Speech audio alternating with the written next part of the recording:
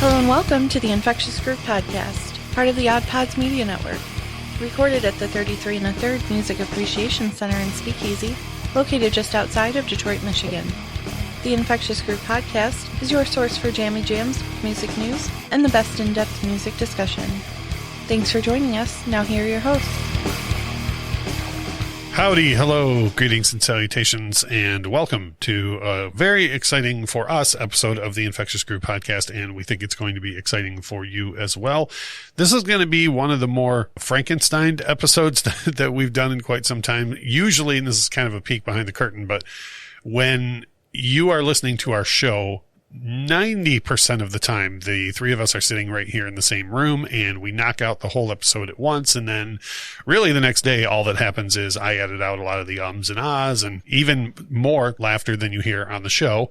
And then the episode goes out for everybody to listen to. But this particular episode is going to be a bit interesting because we had the pleasure of interviewing Parker Millsap earlier this week, so I have that interview in the can and ready to share in the second half of this episode. And because of that, we were going to record the first half of the episode earlier in the week than we usually do, and I did not think it was necessary to ask Kyle and Michelle to pack up the baby to drive to the other side of the neighborhood just to record the intro to the show, the first half of the episode. So Kyle and Michelle are with us remotely, and the Michelle I'm seeing has a bunch of eyeballs behind her. Kyle looked like he was having some sort of Beetlejuice issue for a little bit light-wise, and now he's gone altogether. So it's a party over here. Right. When we get into the second half, you are going to hear our interview with Parker Millsap, and if you are a long-time listener of the show, you've heard us talk about him a great deal for the entirety of the show, really.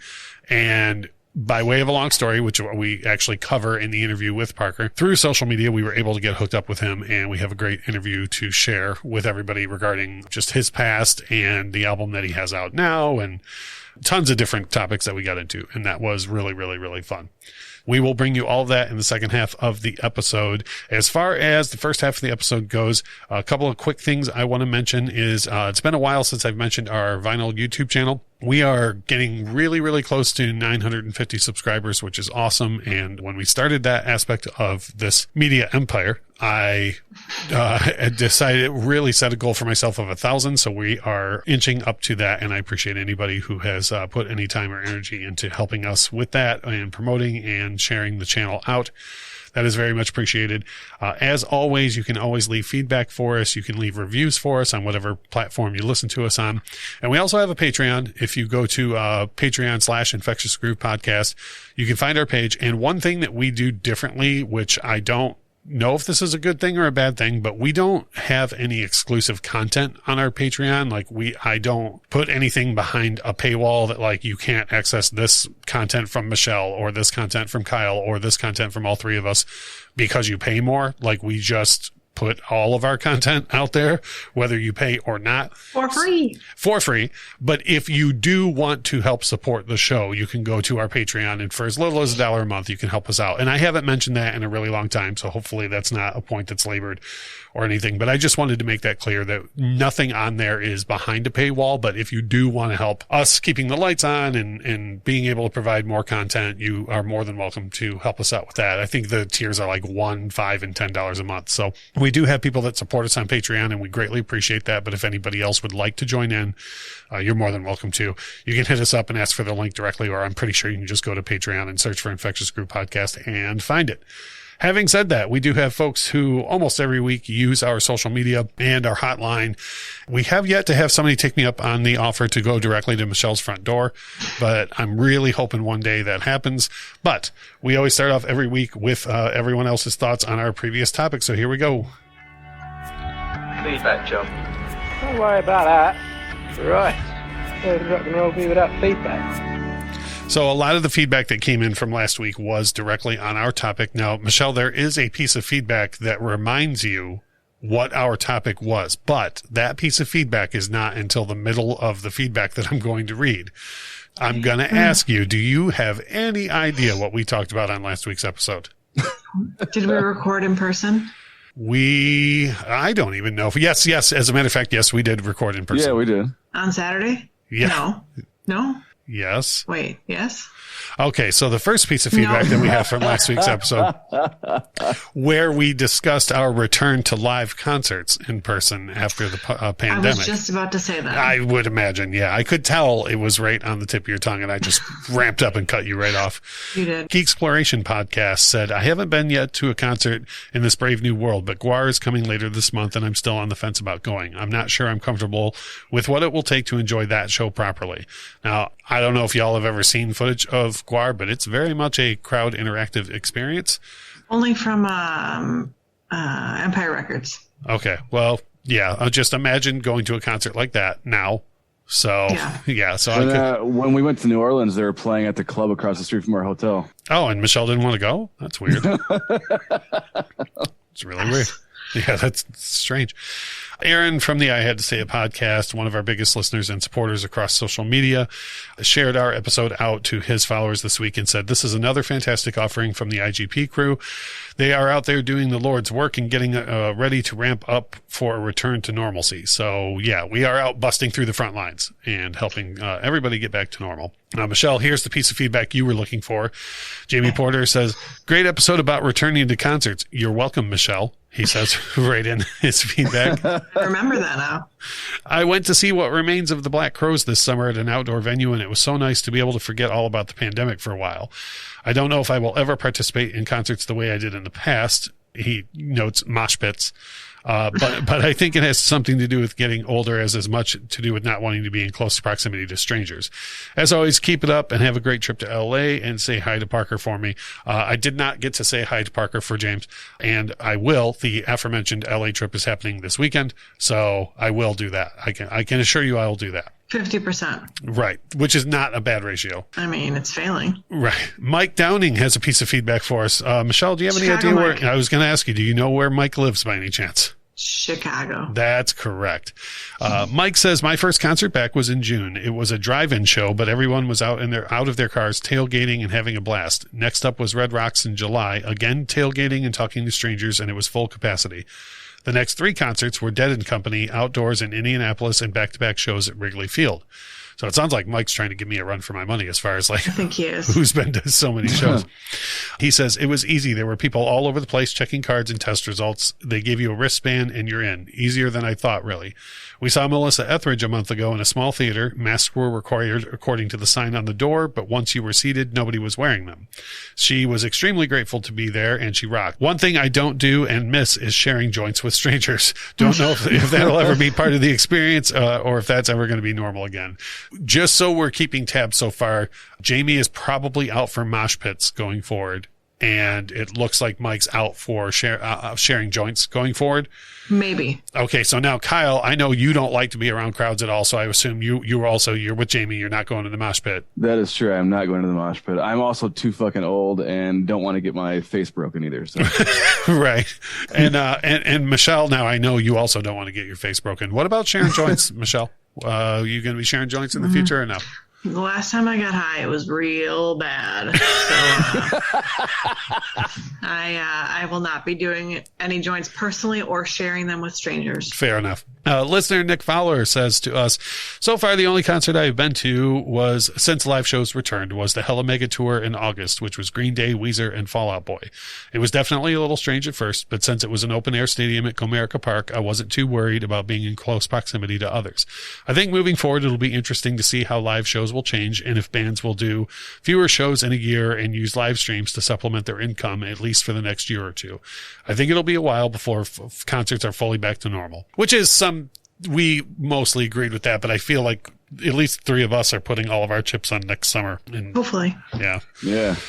And we'll see. So now this next thing has nothing to do with last week's episode. So Michelle, you're off. The pressure's off. But we did receive a very nice interaction today that I wanted to share with our audience. And that was because as we roll into November is Mental Health Awareness Month. And a lot of people do Movember, like for men's mental health awareness. And I saw a tweet about that today. So I retweeted it from our account. And I just said that, as a person who struggles hard with mental health, and some days are harder than others. I very much support that cause. And one of our listeners stepped up and sent us a couple of very sweet tweets, which I wanted to share with everybody. Dean from the UK says, when the days are hard, you guys need to re-listen to your double edition 100th episode as a reminder of just how many people the three of you have helped throughout this pandemic and beyond.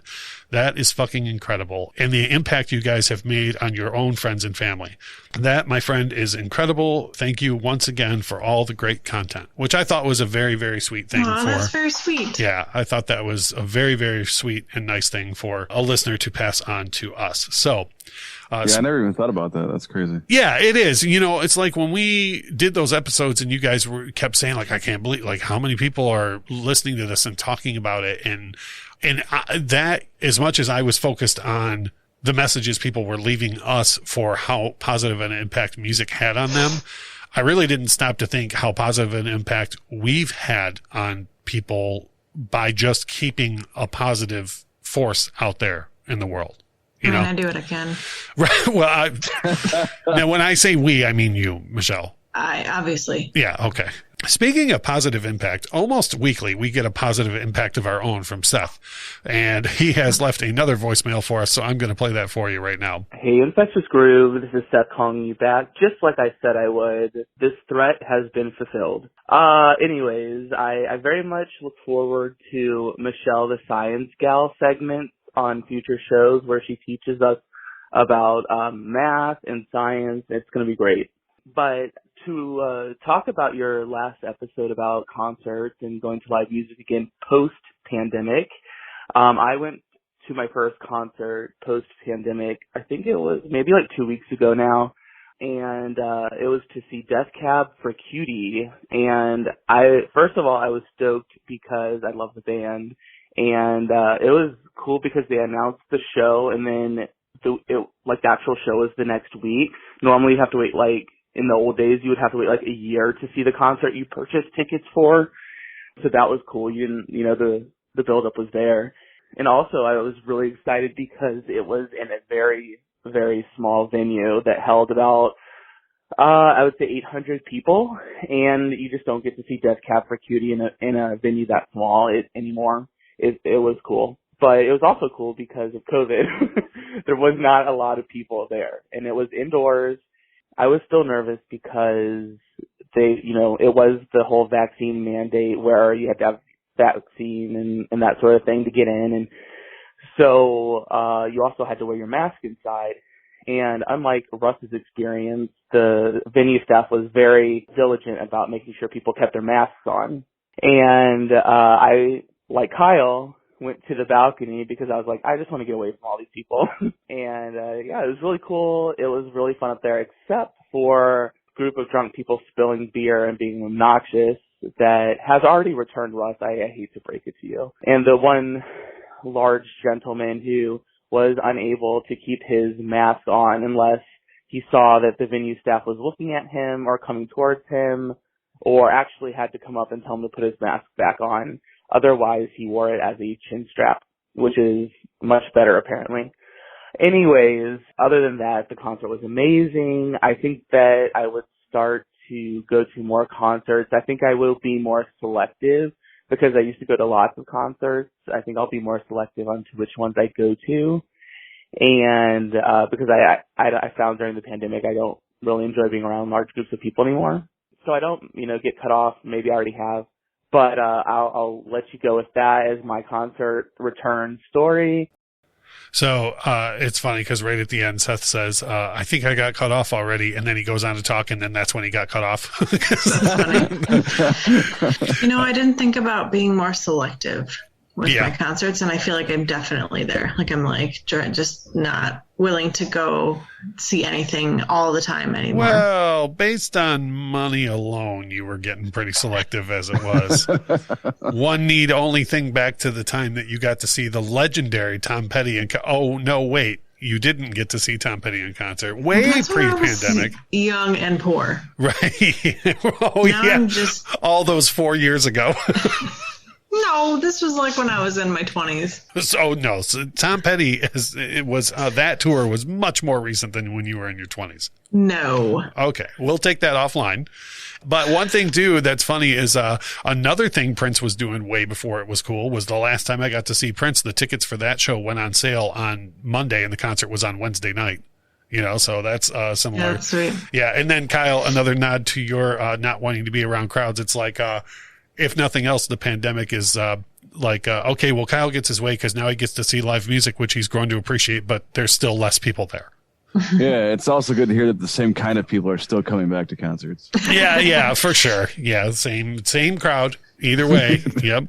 Okay, cool. We are going to move on. And if you want to be like Seth and get involved with the voicemail line, I don't mind reading everybody's comments. I love seeing all the action on social media. That's awesome. But if you ever want to, you can leave us a voice message at 313-364-9899, and we will feature you in our feedback section. Moving right along. Our jammies. I only have 2 jammy jams to share, and they've both been stuck in my head at different times this week, and they could not be any more different. Like, everything about these artists and these songs and their eras and their genres is completely different, but I've had both stuck in my head for different reasons this week. One is an old Lone Bellow song off of their first album called You Don't Love Me Like You Used To, which is such a great song, and all 3 voices get featured on it really, really well. And it's one of the first songs by the Lone Bellow that I heard that I was like, okay, I dig it. I dig these guys. And I just saw them recently in concert, and we'll be going to see them again next week, but they don't do it at every show. And when they do it, it gets stuck in my head for weeks. So I've had that song stuck in my head. So we'll just put a version of that on our playlist.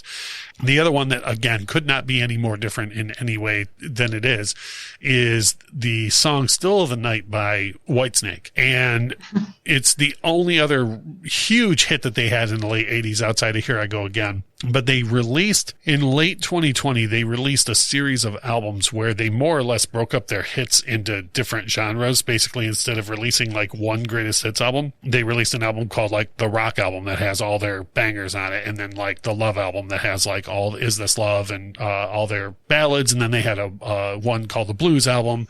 But what they did though is they remixed all of the stuff and they made it sound more modern. They didn't re-record anything, because that's a big thing for me, is like I don't like when people re-record things, but I'm fine with a completely remixing things, taking the tracks you already had, and I guess beauty is in the eye of the beholder, but taking the tracks you already had and remixing them to make them sound better. And the late 80s Whitesnake material is very, very, very dated with all of its late 80s reverb. And they took those tracks and took all of that off of it and made even just the songs without all of that extra reverb just sound way more rockin', way harder rockin' than they were. It's the exact same tracks making up the song, So anyways, I just got that song stuck in my head because I listened to that version once just to check it out and say, okay, let me see if I like this mix or not. And then it's just been in my head. And it doesn't hurt that the song is like 7 minutes long or something, and it goes through a bunch of different types of, like, it starts out really rocking. That's too long. I'm aware. Yeah, I'm aware. And plus, I bet Whitesnake goes around having the nerve to charge more than like $10 for tickets too. So you're just out altogether. Yeah, I know. I don't even know who they think they are. But anyways, it's a fantastic song. And once I listened to that new mix of it, I've been walking around the house with it just between that. So it's basically a late 80s hard rock song and a bluegrass song. Just both keep getting stuck in my head. So that is what's going on with me. Yeah, as you do. Kyle, what kind of jammy jams do you have this week? Keeping it simple. Big Sean released a new EP. Gotcha. And it's called What You Expect. And it's him and Hit Boy, who's a producer. So Hit Boy produced all the songs on the record, and obviously Big Sean raps on all of them. But it is classic, good Big Sean material. It's aptly titled. It's what you expect. Yes, it's exactly what I expect. Yeah. Well, it's funny, and the audience is going to hear this in a minute, about Parker Millsap's, not his latest album, but the one before, was called Other Arrangements. And when I got it, I literally was like, oh, that's clever. These are more songs, right? Like other arrangements. But then when you listen to that song, it's a breakup song. So it's like, honey, you made other arrangements, you know? So I thought that was awesome. So I was thinking when you said what you expect from this album, I was thinking like either the album's going to be more of the same or the song's going to be about this isn't what you expect, you know? Yeah. And also, if I would suggest that if anyone is unfamiliar with Big Sean, that they could just start with this because most of his music is very similar. This is only 6 songs and it's like 18 minutes long. So right on. So definitely a good place to start for his catalog. Yeah. Sweet. Michelle, is there any chance you have Jammy Jams this week? I do. Oh boy. I think I get more excited than anybody when you actually have Jammy Jams. Now, wait, is it plural or just one? Kind of. We are in another 1.5 situation, I feel like. Yes. No, I just, as you had mentioned, we are supposed to go see the Lone Bellow on Monday, and I realized it has been a hot minute since I just put them on and like just shuffled through their entire catalog, and then I got lost in it. So it's been like 2 days of just putting it on shuffle on Shopify, just shuffle and Lone Bellow nonstop. So it's been actually a really long time since I've done that, and it feels good. Not to put you on the spot, and I'm not even saying this jokingly, is there anything that pops out to you like for example, having just seen them in concert, I heard a bunch of great songs I haven't heard in a long time, but You Don't Love Me Like You Used To really stuck with me.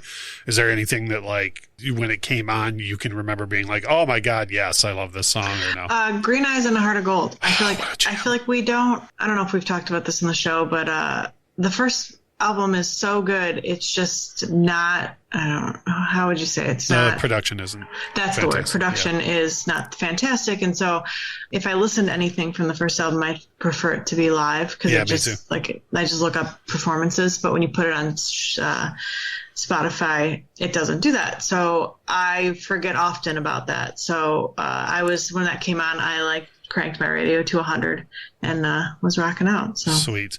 Yeah. I don't know what any of their songs are called, but goddamn, do they put on a fantastic show. Yeah. As far as I'm aware, we should all be going to see them next Monday. So by the time we record another episode, we should be able to report back on that to some extent. There might be a spoiler alert, but they'll probably be my Jammy Jams next week too.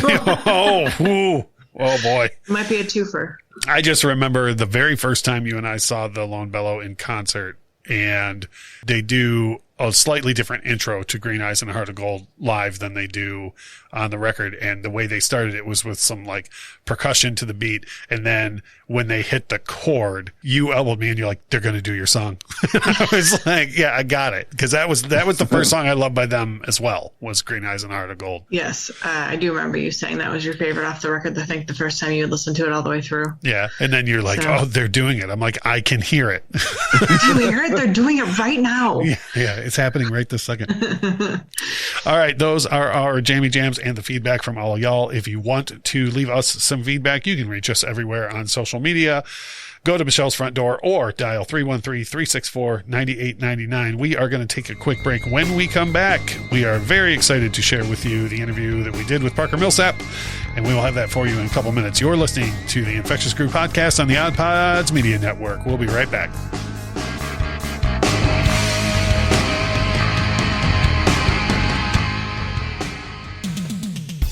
I'm Midnight Agent Raw. And I'm Okami. We are the Super Media Bros Podcast. And each week, we give a comedic take on all forms of entertainment, such as movies, music, video games, television, and much more. So put your shades on and listen to us on Apple Podcasts, Spotify, or wherever you listen to your podcasts. Shades on. We're on. I'm Rob. I'm Nick. And I'm Joe. I love it. I think it's kind of meh. And I've never seen it. We're keeping up with the Cardassians. A podcast covering 7 seasons of Star Trek Deep Space Nine. But that's not it. We go down the wormhole of pop culture, life, and Garrick. New episodes every Monday. On your favorite podcasting platforms. You can also interact with the show on Twitter at CardassiansPod. And just like the Ferengi, we can't wait to stroke your lobes.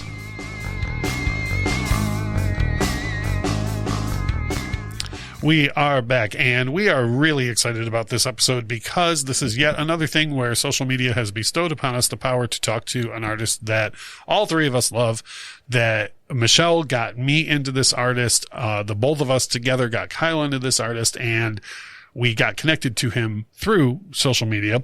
And you will hear over the course of the discussion, we actually get to discuss that, his new album, his past in music, and pretty much everything in between. So we are going to bring that to you right now. This is the Infectious Groove Podcast interview with Parker Millsap. Joining us now, his first album came out in 2012, and I got into him through my co-host Michelle in 2016 with his album The Very Last Day. His fifth studio album, Be Here Instead, was released just last April, in early April of 2021. We have Parker Millsap with us. Welcome, Parker. Thank you. Glad to be here. Yeah, I am really stoked about how this happened because I have a very, and we'll get into this later, a very tumultuous relationship with technology and how we're connected. Same. Yeah, and this came about through Twitter, which can be great, but is most times awful. It's like going to hell. Yeah. And every once in a while you see somebody famous, you're like, cool, they're here. Yeah. There's an old Ozzy live album where he says that some preachers say if you listen to likes Ozzy, you're sure to go to hell. And he says, well, if that's the case, we're going to have a good old time down there. Yeah, right. Yeah. But then on the other hand, you're going to be like, oh, but I know that guy from Twitter. Yeah, I think that we don't necessarily need to be exposed to everybody's every waking thought and opinion. We're not designed to take in that much information. Yeah, exactly. Yeah. And also not everything requires your every single thought to be out for the whole world to hear, Absolutely. Yeah. Absolutely. So, but having said that, this is one of the great things, and this has happened on Twitter before where we've got to speak to artists directly that I don't think, would ever have happened if we weren't able to get that connection. So, there's a lot of bad on Twitter, but I'll take the good too. Yeah, absolutely. So that's why I still check it. Yeah. Yeah. I have learned to hit that notification button and just be like, nope. Oh, there's something. Yeah. So, I have my notifications off. Yeah. I don't want Twitter talking to me when I don't want to hear it. Yeah. And that's really what I tell people is the only reason I'm even connected to social media anymore is because of the show. Because it's a great way to connect with artists like you, but then you have the negative aspect that I just don't want anything to do with. Yeah, and it's like it's almost necessary no matter what. Like if you have to make money for a living, yeah, and you don't work for some larger company where you're on salary, then you pretty much have to be on social media. It seems like. Yeah, absolutely. Yeah. So let's move it over to all positive things. Let's talk about you and your career. And in the time since I got into you, which was around 2016, I think I got into you right before Other Arrangements came out. Okay, My cool. co-host Michelle said, oh, you got to hear this song. And I heard, she sent me a link to Pining from The Very Last Day. And of course, I was just like, oh, yeah, okay, that's a jam. And it's funny because in a couple of weeks after that, I was in the record store buying the second Leon Bridges record, and Other Arrangements was up on the wall next to it. And I brought both home. I blind bought Other Arrangements, and I brought it home. And a couple of things. First of all, Fine Line punched me dead in the face. Like, I don't think I've ever turned a record up faster than I, when that song started. I dropped the stylus, walked about 10 feet away, literally out loud, said, oh my God, and turned back around and walked over and cranked the stereo. That's awesome. I want the video of that. Yeah. It's like an advertisement or something. Yeah. I should totally shoot something like that. And I will tell you too, that particular record, we're going to talk a lot about Be Here Instead, but that particular record is one of the smartest titles for an album that I've heard in a while, because when I saw it, I thought of the musical aspect. Oh, Other Arrangements. That's kind of funny. Here's more musical arrangements, right? And then when I listened to the title track, I was like, oh, that's a breakup song. You've made Other Arrangements, huh? So I thought that was awesome too. But take me back before the first record comes out in 2012. Who were your biggest influences? Like, what made you go, music is what I want to do? Yeah. For me, it was like a culmination of a bunch of different things. I grew up like going to a Pentecostal church. So music was a big part of the tradition, every Sunday morning, Sunday night, and Wednesday night, there would be a sermon.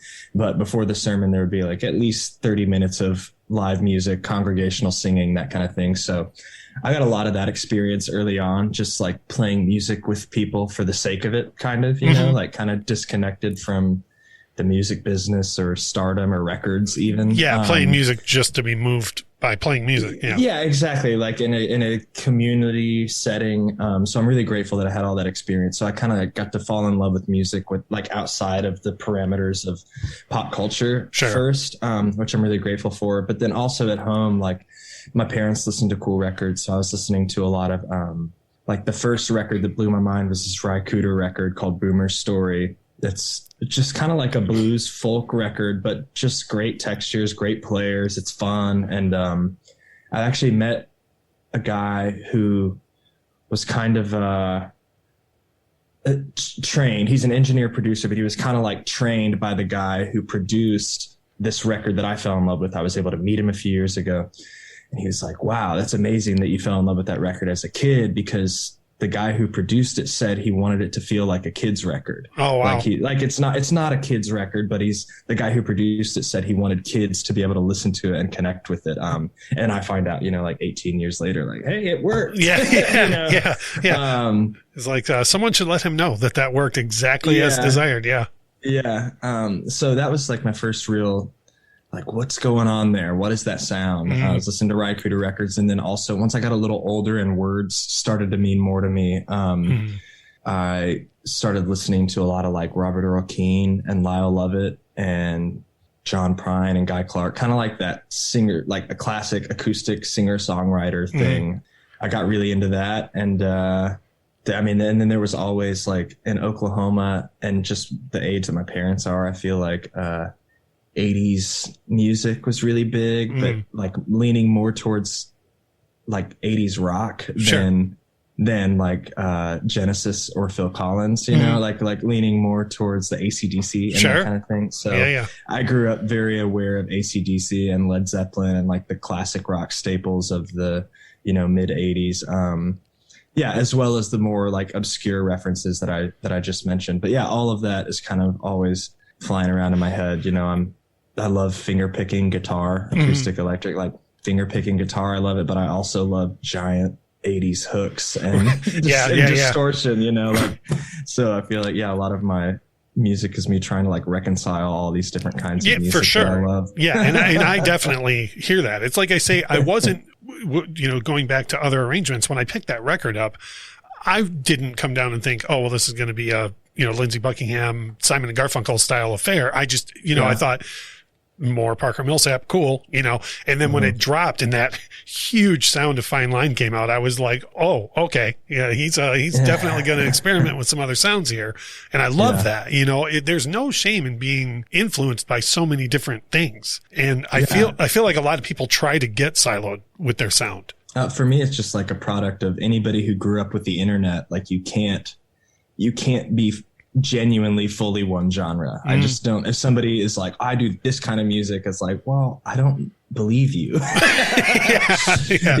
Or you may only do that one type of music, but you probably want to do more than that. Yeah, exactly. And like I feel like people around my age and younger, especially, like you have no choice but to be influenced by like so many different things. And if you're really into music, you have this amazing tool at your disposal to go find other music that is influenced by or influences this next thing that you're going to fall in love with. It's great. There's so many great, wonderful musical rabbit holes to go down. And then from, for me, from an artist perspective, it's always about like, one, what can I learn from the experience of listening to somebody else's music, just on a feeling level of like, you hear something that blows your mind and you have no idea how they did it, where it was made, what language it's in, but you're like, wow, how moving. And then you can always bring something back to your own craft from, whatever it is you're bringing in. Yeah, for sure. And both for the listener, that's great because we get to grow along with the artist. And then for the artist, like you said, that you just immediately go, oh, let me open this door and see what else is out there, So Absolutely. Now with your latest record, there's a couple of things about it that for me stuck with me immediately as soon as I heard it. One is I read that you said that the name of the album, which is called Be Here Instead. Side note, I almost always say Be Here Now instead because I'm everybody does. I'm a huge Oasis fan. And even though that's one of the worst Oasis albums, I almost always say Be Here Now instead of Be Here Instead. That's fine. But I totally get the overall idea behind it instead of I grew up with a crushing fear of missing out, and social media compounds that so much worse, because you're always seeing even people who aren't quote unquote influencers, just your friends or whoever are out doing something. And it helps to have reminders like this record to just sit and be with you and see what is around you and appreciate that. So I read that the record was originally going to be called Note to Self, which I think is equally the same because, and tell me if I'm wrong on this album was meant as a reminder to you to say, hold on, let me just take a minute and look around. Yeah, absolutely. A lot of these songs are definitely like little miniature meditations, little things I can carry around in my pocket and remind myself easily to relax. Basically. That not everything has to be done all the time. Yeah. And the title to me, it was for a bunch of different reasons. One is that like I read that the Ram Dass book, Be Here Now, and got really into Thich Nhat Hanh and some like Zen thinkers, if you will. Sure. And the more I thought about those concepts, the more I realized that like so much of the modern state of things is asking us to be somewhere else. Yeah. It's like advertisements are telling you to go somewhere and spend your money, or telling you go on vacation here. You got to go here, it's not good enough for you, or you got to go check this out, or the internet. Like, when you're on your phone, you're not really present and I'm on my phone all the time. I'm in the same boat, but like when we're on our phones, we're often not as aware of our immediate surroundings and often just how beautiful and nice they are because we're here, So yeah, just, I tried to make everything I could about the record like a reminder. Sure. And and I mentioned your lyrics have always been a strong point from what I've heard in your career so far. And on this record, there's things like in the song Now Here, there's lines like, now is the treasure you seek. Yeah. Stop looking at your phone. Or not even, phone. Like, I don't want to be like grandpa about it, all technology's bad, But even if you're, like you say, if you're on vacation somewhere and you're in a beautiful environment, I guarantee you most people's minds are on something else, even in paradise, And it's like, be in the moment, and the treasure that you seek is right here. Yeah, it's like, how insane is it that we breathe air and continue to experience life? Right. Yeah. That's fucking wild, man. Yeah, it is. Yeah. And sometimes you just, you need to be reminded, like, this is all kind of amazing and crazy. Now, and I think a lot of people don't even think about that on a regular basis. And so I think it's good to have contemplative pieces like this come out. Like somebody like me, I'm into a huge different amount of music. I can listen to, the most frivolous pop song in the world. But there always is time for those pieces that make you stop and think, and I love when things, it needs to come around, Yeah. If there's one thing I would say about this record is that for me as a listener, it definitely sounds like you are a little more subdued, like on the previous records before other arrangements. Like now, is that intentional because of the message? You would rather it be quieter and something for people to think about, or was that the intention from the start? I think it's a combination of things. Something that like doesn't get mentioned a lot when people are talking about making records that has always been kind of important to me is like how the live show is going and how the songs on the record feed the live show. And when we were touring other arrangements, there's like some rockers on that record, but then there are like enough rockers on all my other records that, we could do a show that was mostly like up tempo, big rock and roll songs. And it felt great. But one, I started wearing my voice out. Yeah, I bet. Yeah. Just like singing songs that are really hard to sing and then doing a whole set of songs that are really hard to sing. Sure. Part of me was like, when I was writing this record, part of me was like, what if I wrote some songs where I could like give myself a break in the set? Yeah. And also, I love intimate singing, and it's like it's a thing that I know that I can do that I didn't do a ton of on other arrangements. So I wanted to I don't want to say show off because it's almost like the opposite. I feel like the rock and roll stuff is showing off. I'm like, wee, but sure. But I just wanted to, I guess, let everybody know that there's like another character in there, and that I can be sensitive too. There's a little more soul in this record, I think. When I say it's more subdued, I don't mean that in a negative way at all. There seems to be a little more soul added into this one than in the previous records. And again, I think that's, like you said, you wouldn't say it's showing off, but it is saying, hey, here's a whole other side of me that you haven't heard yet. Yeah, definitely. I don't know exactly why the record leaned that way, but I think some of it is definitely that I was writing more on piano. Like I wrote probably like at least 2 or 3 songs on the Be Here Instead on piano. And I'm not an accomplished pianist. Sure. So I reach for simpler things when I'm playing piano. And I think that just like simpler chord progressions, simpler melodies, while soul isn't always that, like when there's something simple, you can, think a little bit more about putting soul into it than like nailing the part. Yeah. You know? Yeah. No, I totally get that. And simple things have a little bit more room in them for you to go outside of the melody a little bit and do those more soulful, nuanced things. For sure. Yeah. Now, you just came off of getting to tour this record. And finally, yeah, I know. And you're in a break, which is why we're getting you now. And then you're going back out on the road. I'm not going to ask you the overly obvious question of, are you excited to be out playing? How excited are you to be out playing again? That's my question. Well, it's really exciting for me for a number of reasons. One is that, early 2020, when everything kind of shut down, or when everything did shut down, it was the first time in my adult life that I've had to go longer than like 2 months without playing a show. Yeah. And then that 2 months turned into like, 18 months.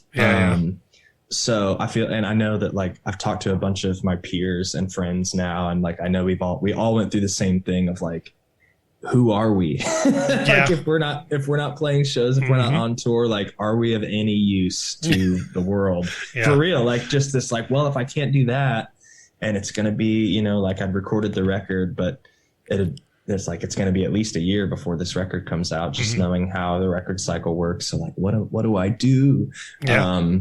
So there was that part of me that's just like, I want to go be myself again. I want to go be able to play shows and do this thing that, I've spent my life learning how to do and trying to get really good at it. So excited for that reason, but also really excited because by the time, we played our first shows with these songs had existed, some of them for like 2.5, 3 years. Before I got to go play them for people. So for me, it was like, finally, I get to see if these songs are any good.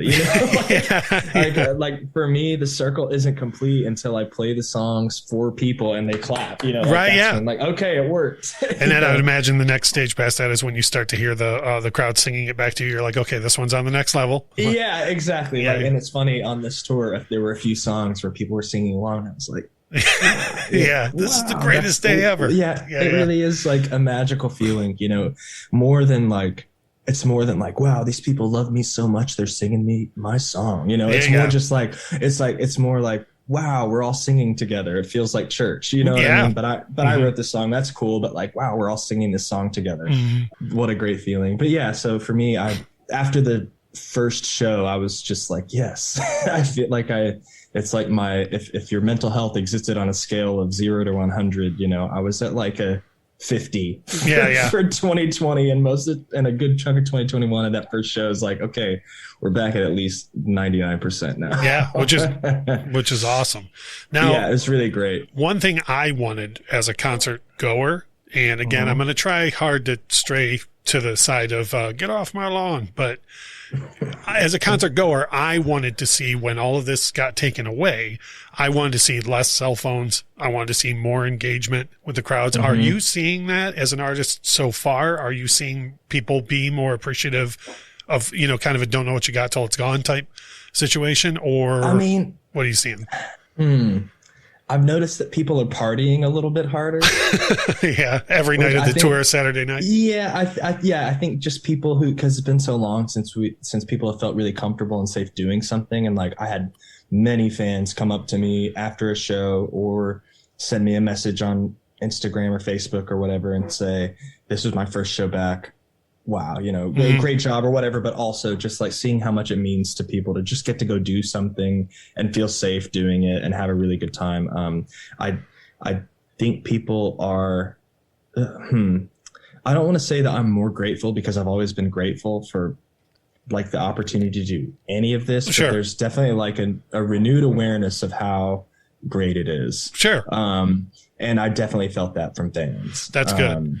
See, and the reason why I phrased my question that way is because I do feel, I don't know any artist I've met in any genre who ever has had the take it for granted feeling. Like almost every artist I've had the pleasure of speaking to, always, they know that every show, like they don't take for granted that people have paid to see them perform and so on. But I very much see that on the other side in the audience. I see a lot of people prior to the lockdowns and everything who, in my opinion, just figured, well, this is just how it happens. Like, you know, these people, I don't even think they put any time and energy into thinking about the tour grind and all of those things. They just think, you know, I buy this show, I go to this, and my time matters more than anyone else's. And I've been now probably to about 6 or 7 shows since everything is starting to open back up, from intimate acoustic stuff to stadium rock. And in the crowd, I've seen a lot. Well, I've definitely seen what you said. A lot of partying. A lot of partying. Yeah. I went and saw GNR, and whew, there were some people having some times in that crowd. I mean, what else are you going to do at the Guns N' Roses concert? Yeah. But I will say, though, that we went to a couple of shows. Like we have friends in Nashville, the Lone Bellow, that are, you know, Americana.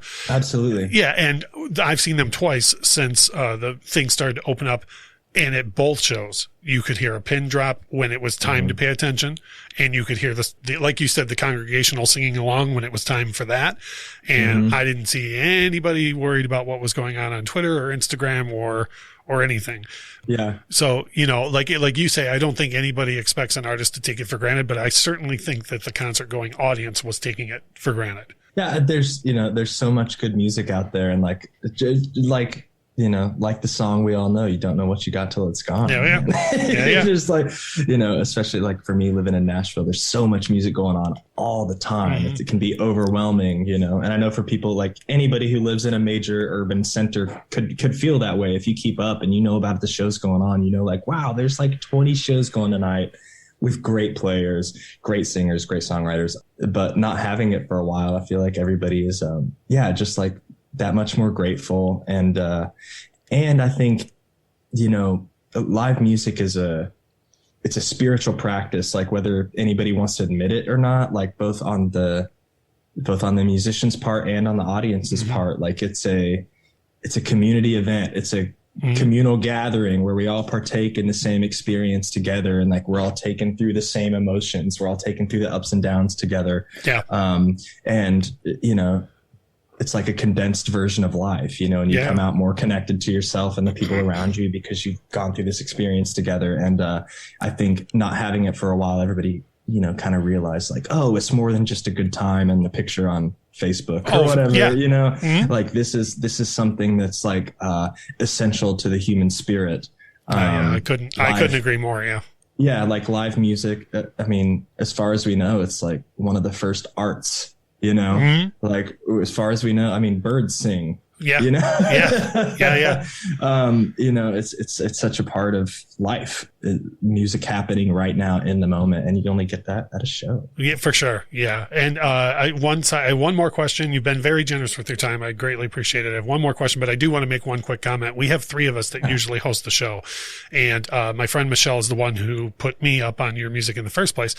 And her boyfriend Kyle is huge into music, and he knows a ton of stuff, but he's always had an aversion to live concerts. He doesn't like crowds. He's just not a live guy. And I will tell you that the second to last time you were in Detroit, Michelle and I convinced him to go to the show. And there are 2 people that between this other artist and you, coming out of the show said, okay, it's worth what I previously viewed as hassle to go see. You were one and Garth Brooks was the other. So you're in. Oh, amazing. Yeah, so you're in real good company. I feel like a pro now. Yeah. Yeah. It literally made him, that show that he went to see from you. It was one of the first ones where he was like, okay, this is worth the hassle for what I'm getting out of it from the artist. Was it St. Andrews? It's a Magic Bag. about okay, yeah, we just played there on this tour as well. I know. In Ferndale. I had to miss it for work travel, but that's the second time I saw the Lone Bellow was in Dallas when I was there. So I was like, well, I'm seeing a concert this week. Yeah. If it's not going to be Parker Millsap, then I'm seeing a concert. Awesome. So anyways, one last question for you. So this kind of circles back to how we got connected in the first place, which was we did an episode on the music of 1991, but in our every single episode, one segment that we have is one of my pet peeves in life is people always say, oh, there's no good rap music out now. There's no good rock music. There's no good country. Insert genre here. So we have a segment on our show called Our Jamming Jams where we share what we are listening to every week, whether it's old stuff or new stuff or whatever. And you came up in that because we're always listening to your stuff. And it was very funny because you got, I tagged you in the tweet as one of the people we were listening to. And your reply, I don't have it on me right now, but your reply was something like, I wasn't even born in 91. Why am I in this discussion? I was confused. Well, every once in a while, a lot of social media platforms, when you go to tag somebody, it'll automatically fill in the blank. And I thought maybe, just click the wrong tag or something. It was supposed to be somebody else. Yeah, we went to tag somebody who actually had a record in 91 or something along those lines. Yeah. But no, and to your credit, I said, no, hey man, you weren't the main topic, but you were part of the topic. And you said, well, hell, let's talk it up. So what are your jamming jams, man? What have you been listening to lately? Like what's got you excited? Man, last night my wife and I watched a Phil Collins 1990 concert on YouTube.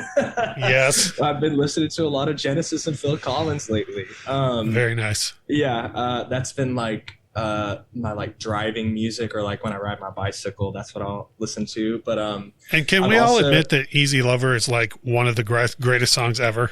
Phil Collins and Philip Bailey. I agree, and also I kind of kick myself for taking so long to come around to it. I think for so long I was turned off by like anything that sounded too 80s. Sure. Like that, like the production elements got in the way for me for some reason. You're like, I didn't know cymbals could be that shiny, but there they are. And like the gated drums and the weird plated reverb on the vocal, like all kinds of weird cannon shot for every snare. Yeah, exactly. Like that kind of stuff could get to me, but for whatever reason, the past few months, like it's just been hitting for me. And I think I just realized, like, one, how creative and fearless like they were, just like, here's this crazy new technology, let's use it, like let's go. How far can we stretch this stuff? And I love how long and weird a lot of the songs are, like even some of the hits, like Tonight. Yeah. How bizarre. It's got like a crazy synth, like drum ambient jam in the middle of it. Like there's so much, like really, if you're willing to go there, it's really fun to listen to. So that's what I've been listening to lately. And also related, the new War on Drugs just came out yesterday, which he does some, some of that gated drum sound stuff. But I listened to that whole record yesterday and I really, really love that. I love everything that guy does. Awesome. I can't disagree with anything that you're listening to. It's all good stuff. Now, we very much focus on keeping the show positive. Like even if, a co-host says, I'm listening to this and it's not my deal, then our general attitude is, oh, good for you. Like that's great. Congrats. Yeah. I used to have a friend of mine that if you said, I used to have a friend of mine that if you bought a record and he didn't like it, like let's say you said, oh, I just bought the new Nine Inch Nails, he'd go, on purpose. And that was his way of letting you know that he disapproved of your purchase. Was it an accident? Yeah. He's like, did they just give it to you? Or so anyways, once again, brother, I so much appreciate you making a connection with us. This gives me hope for social media when these things happen. Right. And we greatly appreciate you've been so generous with your time. The last thing I want to remind everybody is your new record, Be Here Now, Be Here Instead. Be Here Instead. I wasn't going to do that. Be Here Instead is out for everybody to enjoy. It came out last April. When, I don't need you to list off all the dates, but when do you kick off again? When can people see you out in a live format? Oh, let's see. Hold on. I've got my calendar right here. I'm going to do this right. The next show is November 11th in Columbus, Ohio, then Wichita, Kansas. We're doing some Oklahoma and Texas shows. So like November 11th through 20th, I'll be in, like Oklahoma, Texas, Missouri, and Kansas. Right on. Sweet. And actually, you know what? Columbus isn't that far of a drive from Detroit. Maybe I'll make up for my my last issue and head down there. All right, Parker Millsap, new album out now, going on tour soon. Check him out. Thanks so much, brother. Thank you so much. Have a good one, man. Thanks, you too. That was our interview with Parker Millsap, and that was another one that when I got done, I was just like, well, that was the greatest thing that's ever happened. I was like so excited listening to it. Like I was just listening to like my favorite podcast. Like I couldn't turn it off. Like it was great. This should be your favorite podcast. Kyle, my own favorite podcast. Kyle, what did you think about the fact that I just felt the need to go ahead and tell him about your enjoying his concert so much and all of that type of stuff? Oh, I was absolutely not expecting that. And it definitely put a smile on my face. And how fucking cool is that guy to begin with? He's just cool. He was a super cool guy. And what's funny, you say, Michelle, about like how easygoing the whole situation was. Mm-hmm. We try and be very respectful of these artists' time. And when you talk to their management or their publicists and whatnot, you know, you're given very strict rules for how long the interview can be. And if there's anything off limits, we were not told there was anything off limits to ask Parker about, but we were told, you know, to stay within 20 or 30 minutes. And he was so easygoing and so easy to talk to that I turned around twice and I was like, oh, we got to go, you know, like, you know, so I thought that was really cool too. Yeah. So, as you heard in the interview, Parker does have a new album out that came out earlier this year, and he is on tour. And if Parker Millsap comes in anywhere near you, as you heard us discuss regarding Kyle's overall opinion of live music started to be changed by how good of a show this guy puts on. If you've heard Michelle in the past give terrible music like Pet Sounds, terrible ratings, just know that she rates his catalog higher than the music that the Beach Boys made. I mean, that's because it's true. Yeah. Oh no. You're just calling a spade. I get it. Yep. So we greatly appreciate everybody. And without all of the support and everything that we get on social media and how much chatter people give us on a regular basis on Twitter, we wouldn't get noticed the way that we do by some of these artists. And the reason why that interview came about is because of all of the love and support that we receive on Twitter, which caused Parker to interact with us in the first place. So again, it's another opportunity for us to say thank you to everybody who supports us, because something like that would not have happened for us. So if you want to pay it forward or pay it back, please take a listen to some of Parker Millsap's material on Spotify. And if you're interested in going out to a show and he's coming anywhere near you, by all means, make sure to see him. Coming up next week, we are returning to our album review series, and we are back around to a crowd pick. And I think every listener would agree that Seth has earned the right to be the next crowd pick for this series of reviews. And normally we would say, okay, next week's going to be a crowd pick, and then we would pick who it is, and we would then find out what their album is for us. But Seth has been so raring to go on this. He has already told us what his album pick is. So everybody can be ready for this, because Kyle and myself have to prepare ourselves for this. Michelle is looking like Smithers from The Simpsons right now. She is so excited about this. And we are going to be reviewing The Black Parade by My Chemical Romance. And I am going into this with a fully open mind. Kyle, I know you will too. Like, all jokes aside, I know we will all give this album a fair shot. But I will say here now today, Michelle is definitely the happiest person in the room about this. I am pretty stoked because one, I didn't have to use my pick to pick it. Sure. And two, it's just a great album, and you guys are going to have to listen to it front to back. It makes me so happy. I do adore one. There's one song on that album I absolutely love, Teenagers. I just feel like the rest of it's not going to sound like that, and I'm going to be really upset. So having said that, we greatly appreciate everybody taking a listen and supporting us and all the feedback, and we certainly appreciate the time and energy and generosity displayed by artists like Parker Millsap. We will be back next week with the album review for The Black Parade. And like we always say about this time, without music, life would be a mistake. Bye. Bye. Bye. The Infectious Groove podcast is hosted by Russ Robinson, Kyle Wimple, and Michelle Koselecki. Produced and edited by Russ Robinson. Intro and outro music composed by Chris Kimmel. Opening credits read by Stacey Robinson. Recorded with a Rode Podcaster Pro and Rode Pod mics.